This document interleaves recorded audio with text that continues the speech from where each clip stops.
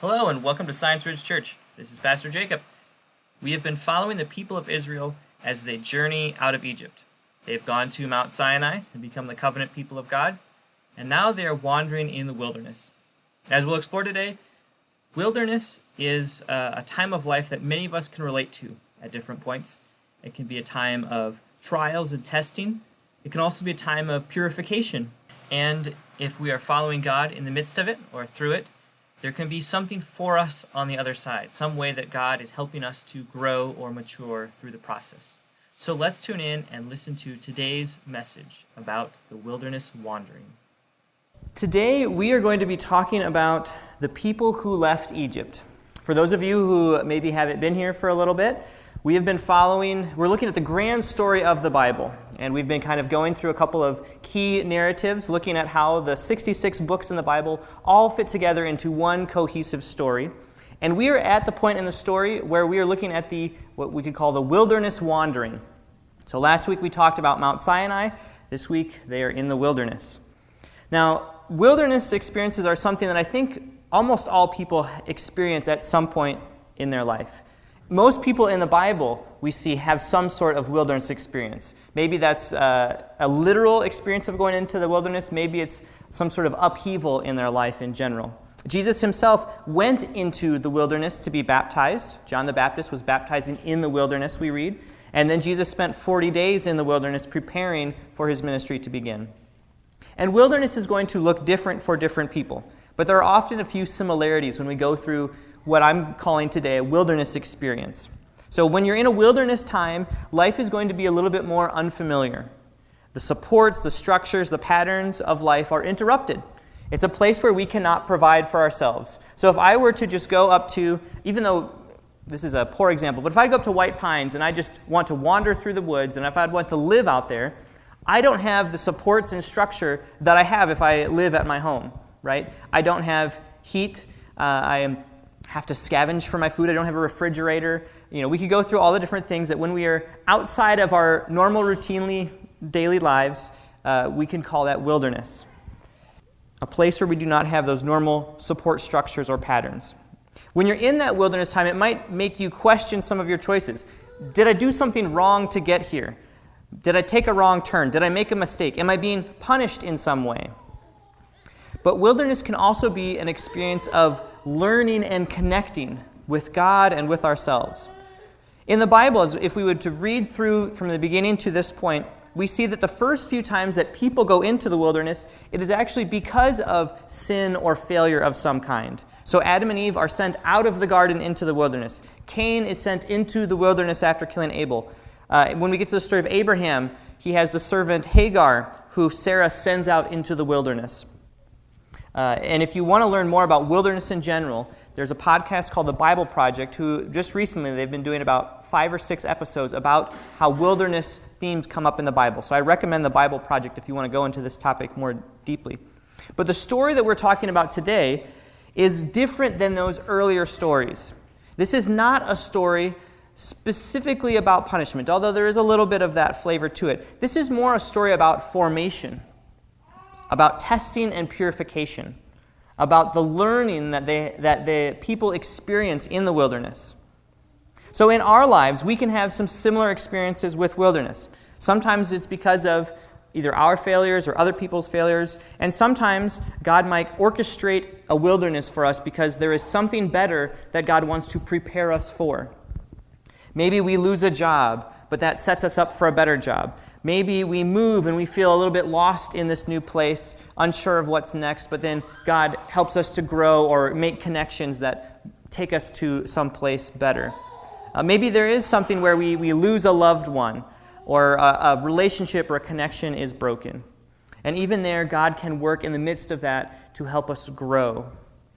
We might graduate from school and we're unsure of what happens next, but then God shows up and gives us purpose in the midst of our searching. So there are many ways that we can be thrown out of our comfort zones and into a space of wandering and wondering and searching and longing. So that's the wilderness that we're talking about today. And this is the experience that we're going to see the Israelites experience, and how we're going to see how God uses that time to prepare and shape them. So I'm going to read, before I get too much further, I'm going to read from Deuteronomy chapter 8. And I'm actually going to read the entire chapter. It's only 20 verses long, which is shorter than some.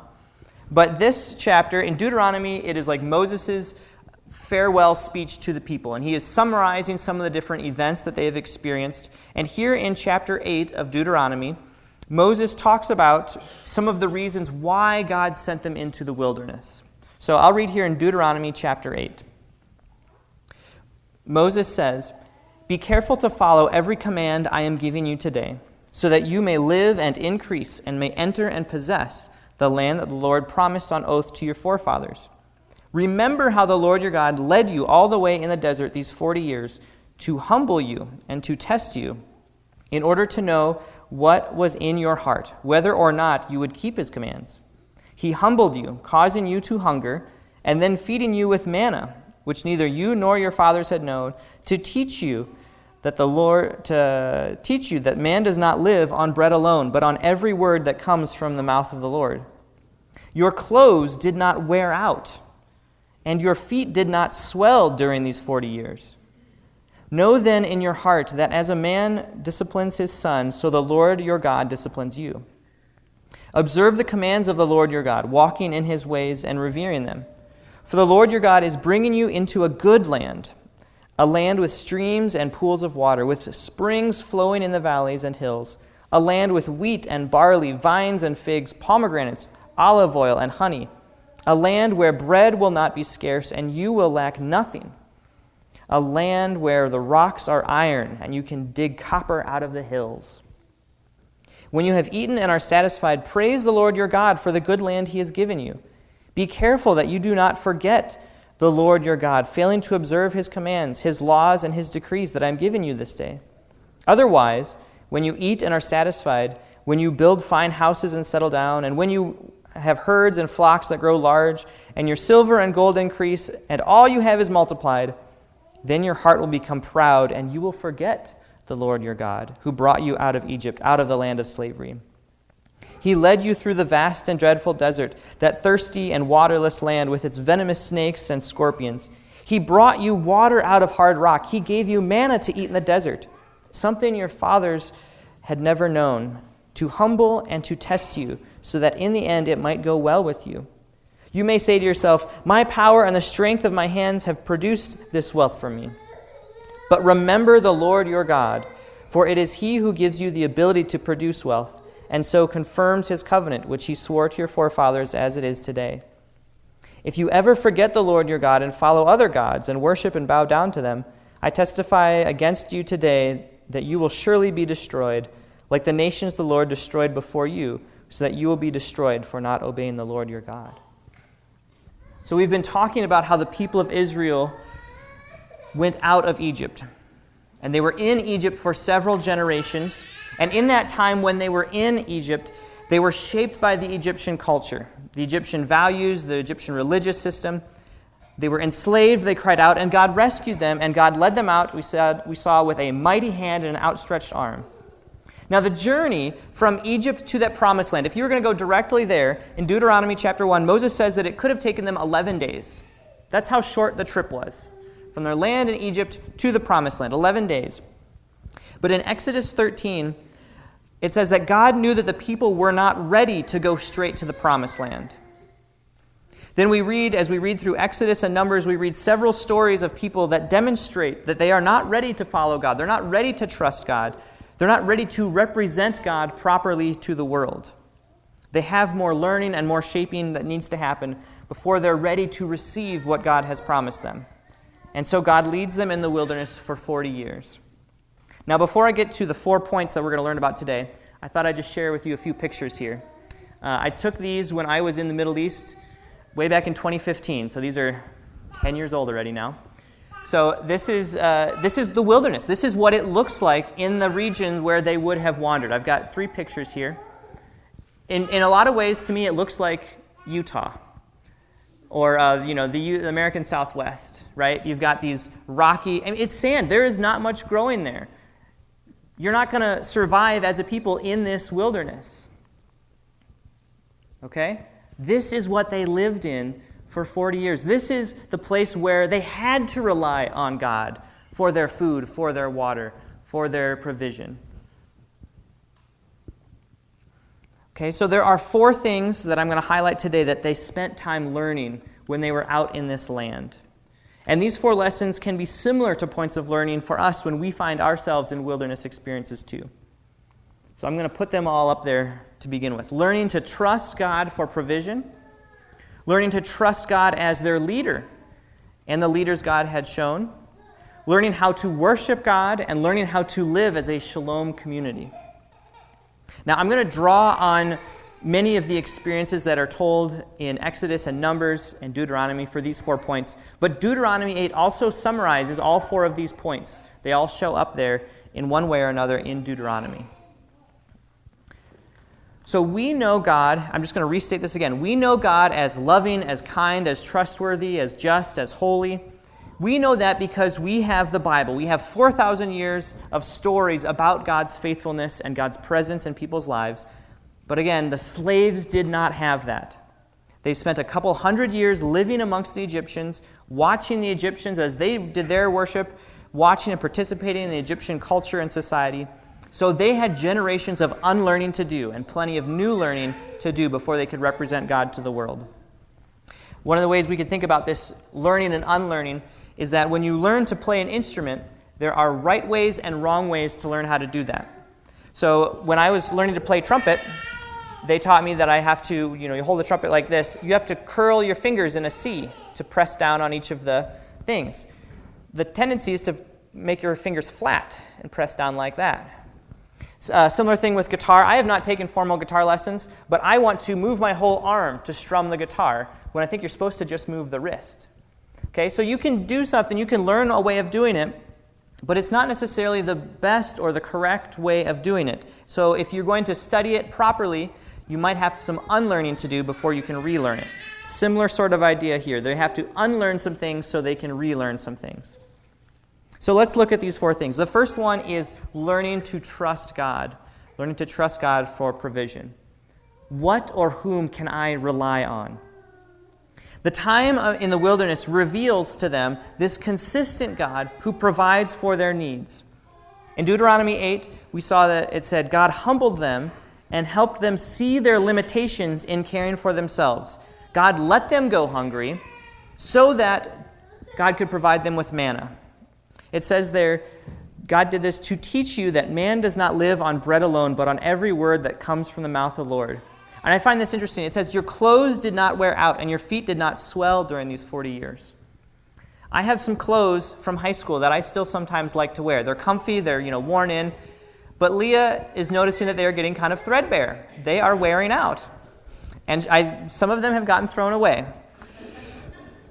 But God provided for these people so much so that their clothes did not wear out. Their shoes did not wear out, walking through that terrain.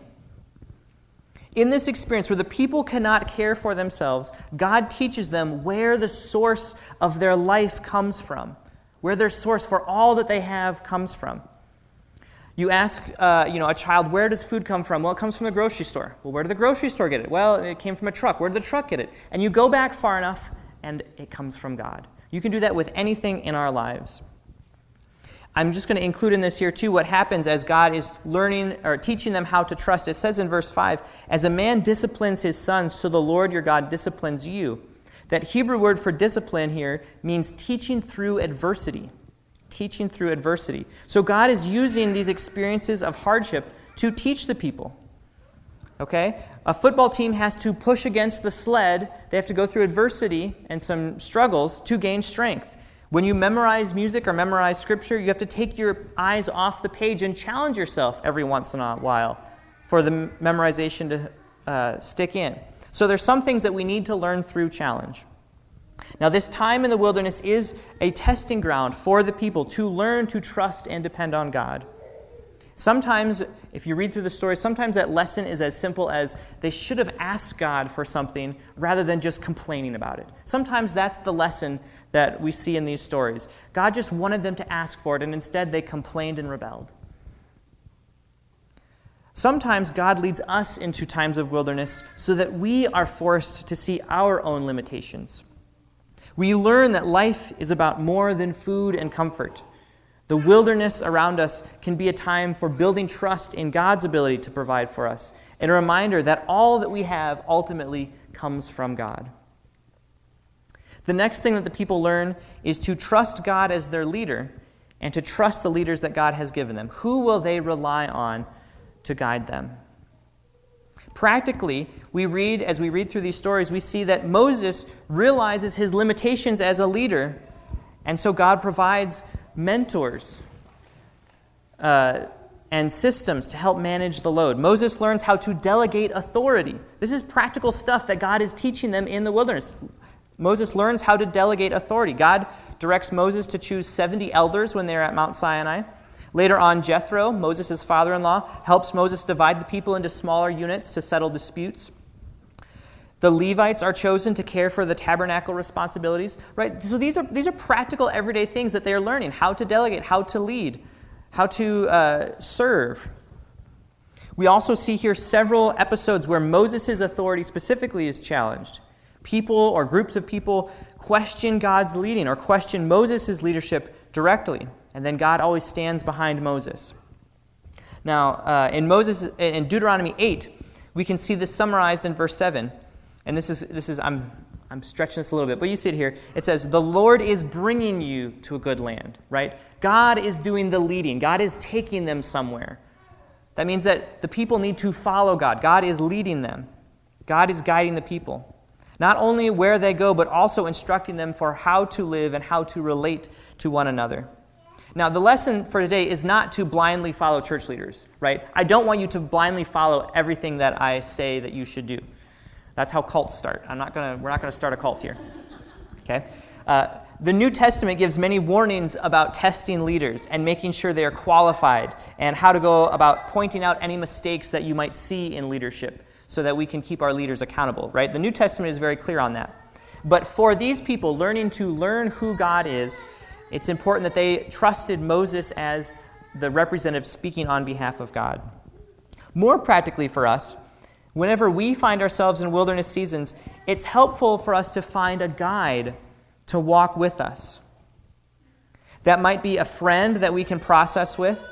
It might be a book or an author that has written about a topic that can help us. It might be a mentor or a person who has had similar experiences.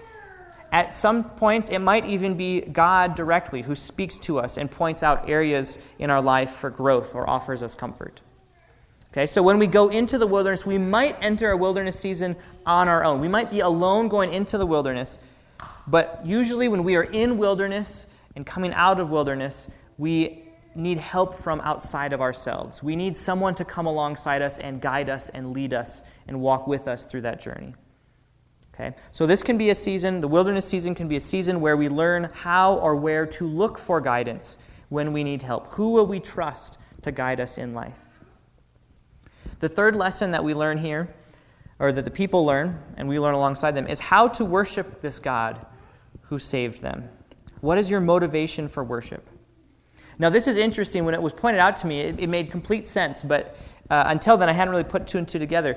When you worship God, the worship of Yahweh is different than the way that other gods of nature were worshipped, right? The people were worshiping idols all around, and that worship was different than the way God instructed the people to worship himself. Okay, for starters, Yahweh is with the people. God is with the people. The cloud of God's presence rests over the tabernacle that travels with them through the desert. It goes with them. God is not limited to a single type of geography or location like the other idols or gods of the other nations. But this is the other interesting thing. Worshiping most other gods involves trying to manipulate them for our own purposes. Okay, so the people would worship and they would give sacrifices to the rain gods to force them to manipulate them to send rain down on the crops. They go and they give sacrifices to the fertility gods for a good harvest, right? They are giving some sort of worship or sacrifice, hoping that this God is going to do something for them in the future. Worshiping God, our God, Yahweh, is different. Our worship is a combination of praise, justice, liturgy, and holy living. The offerings that people are instructed to give in Exodus, Leviticus, the offerings that people are instructed to give as part of their worship are given to the poor, to the widows, to the foreigners who reside among them. The sacrifices to God are not hoping for future gain. They're not giving these sacrifices to God, hoping that God is going to bless them. They are given as gifts of gratitude for what God has already done. When you read about the different sacrificial laws, they are about giving as gratitude, thankful, giving out of thanks. They're the first fruits offerings for what God has already given you. Worship in the Hebrew experience is grounded in remembrance. All of the major festivals and holidays that are celebrated by the Jewish people in the Bible are directly tied to remembering different events in the Exodus story and what God has done for them. We have Passover coming out of Egypt. We talked about Pentecost is the Mount Sinai. There's other times where the Festival of Booths is them living in tents in the wilderness. And on. The different holidays and festivals are celebrated, and these worshipful events are about remembering what God has done. Now, this same idea is carried on to us and how we worship Jesus, right? We worship Jesus because of what Jesus has done, not trying to get something out of Jesus. We give our tithes and offerings out of gratitude, not trying to buy or manipulate God. We give of our time and our resources for causes that help the poor, that help the stranger, that help those in need. We follow the teachings of Jesus and the commands of God out of gratitude for what God has done for us, not because we hope that if we are a good Christian, then God will solve all my problems in life. Right? We worship out of remembrance and gratitude, not out of manipulation or trying to get some sort of future event. The wilderness is this place where the people learn how to worship this God properly. And so for us too, when we are in times of uncertainty, when we are in times where we experience wilderness, it can be helpful to look back, to see and appreciate and thank God for what God has done, worshiping in gratitude and not out of this desire to manipulate God for our own purposes. Okay, so the last thing, the fourth lesson here that I'll point out today, is that they learn how to live as a shalom community. What kind of community will they be? Okay, so when they were in Egypt, Egypt was a place where power and wealth was held by just a few people. It was all up at the top. You had Pharaoh and the officials of Pharaoh. There were other people that were impoverished. They were enslaved. We read about in the story of Moses that they were beaten when necessary so that the top could be supported. That's the society, that's the community, the culture that they lived in. That's different from the type of community that God wants to create. The word for this is shalom. Shalom is a state of well-being where all four of the relationships are healed and restored. So we've talked about this before recently. The four relationships are the relationship with ourselves, our relationship with God, our relationship with others, and our relationship with creation. So when we are in shalom, the world is as it was created to be. All of those four elements are in right relationship. Complete well-being, our personal well-being, economic well-being, social well-being, political well-being. And the clearest way that God shapes the people to build this shalom community where people understand that there should not be just a few people at the top that hold all the power and all the resources is actually through the Sabbath and through Jubilee. So wealth is something that they're not called to strive for wealth. And Sabbath is this experience that God puts as part of their weekly rhythm, trusting God to provide. In the wilderness, right, God gave manna down from heaven, and God said on the sixth day, gather enough for the seventh day. And then in the seventh day, there won't be any manna, but you will have enough. The other days of the week, God said, gather only what you need for today. Give us today our daily bread, right? That's in the Lord's Prayer. Don't hoard up all the resources. And God enforced this teaching by anyone that would go out and gather extra resources. By the next day, they would be all rotten and no good anyway. So God is teaching the people in this time to gather only what they need for themselves, not trying to gather and hoard from other people. Jubilee is also this event that takes place that is kind of this radical idea of community and justice. Jubilee we read about in Leviticus 25. It's something that happens every 50 years where all debts are canceled, all slaves are released, and all land is redistributed. That is in Leviticus 25, God teaching the people. Every generation, the playing field is supposed to be leveled so that some do not accumulate more power and more resources and more wealth that can then rule over others with it. And I think this is where we get some of the idea too, or where Jesus draws upon for the Lord's Prayer, if you remember the line, "Forgive us our debts as we forgive those who have debts against us." This is drawing on this idea of even forgiving monetary debts so that those who are in need can be forgiven, and those who have much have the opportunity to bless others. So God is trying to build this community where there isn't this divide between those that have and those that have not. The laws are supposed to guide them to care for the poor, to care for creation, to care for their own well-being. And God wants to shape them into this specific kind of community where everyone stands on equal footing. Some people sometimes criticize some of the Amish, or they might question why some of the Amish and other plain dress groups all wear a uniform. And there's, I think, a number of different reasons why that is. But one of the original reasons, and this comes out more in actually some of the Quaker teaching, is so that if everyone looked the same, then we would be less likely to try to elevate ourselves above another person. So the Quakers would do this. Everyone would wear gray. And so if everyone wore gray, then nobody could stand out and wear like the most fashionable colors, the most fashionable cut. And it would be a way of kind of visually saying we are all the same. Now they would get around that by some people in the Quaker tradition would wear, fancier types of fabric. And I'm sure in the Amish there are ways you can tell that who has more money than others by the clothes that they wear. But the idea or the purpose behind some of those practices that we see is the idea that everyone is called to be on equal footing, that no one should try to elevate themselves above others through hoarding wealth or resources. And then, so these practices were put in for some of those reasons. Now, this type of community shaping is not something that we experience as strongly when we go into wilderness events, unless we're in a really dramatic wilderness event. Our times of learning and purification are often a little bit more private than this mass community event that they experience. But there are times when we go through hard things alongside others. Either maybe as a family goes through some hardship, maybe a couple, maybe a friend group, maybe it is a little bit of a larger community. When natural disasters strike, you hear about this story time after time in these stories where there might be a flood or a hurricane, and neighbors come together, strangers come together, and they work alongside each other because they're both facing the same challenges. Everyone is in the same boat. Differences are put aside for the greater good. Those who have extra chainsaws share with those who need chainsaws to cut things up, right? If you have large equipment, you use it to help the person whose driveway is blocked by trees or debris. So there can be times where we experience hardship as a group, and we can evaluate our relationships.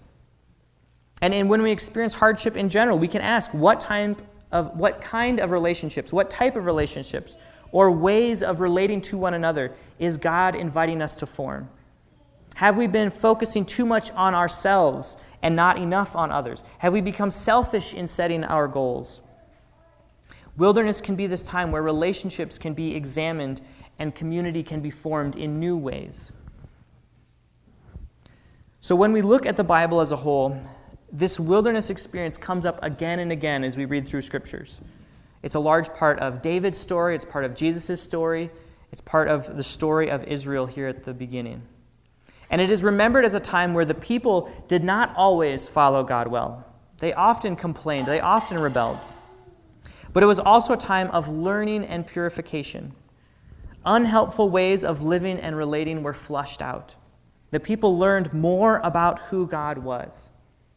The 40 years that they spent in the wilderness was not wasted time. They were not wandering for no reason. They were given experiences that helped them to trust God for their provision and protection. They came to learn that everything they had, everything they would need, comes from God.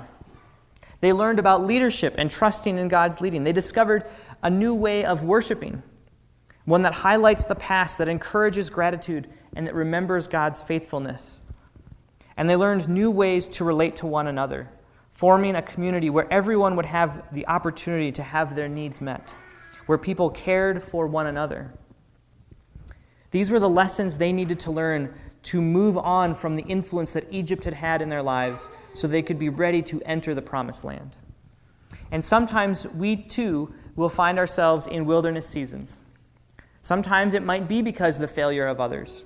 Sometimes it might be at the prompting of God.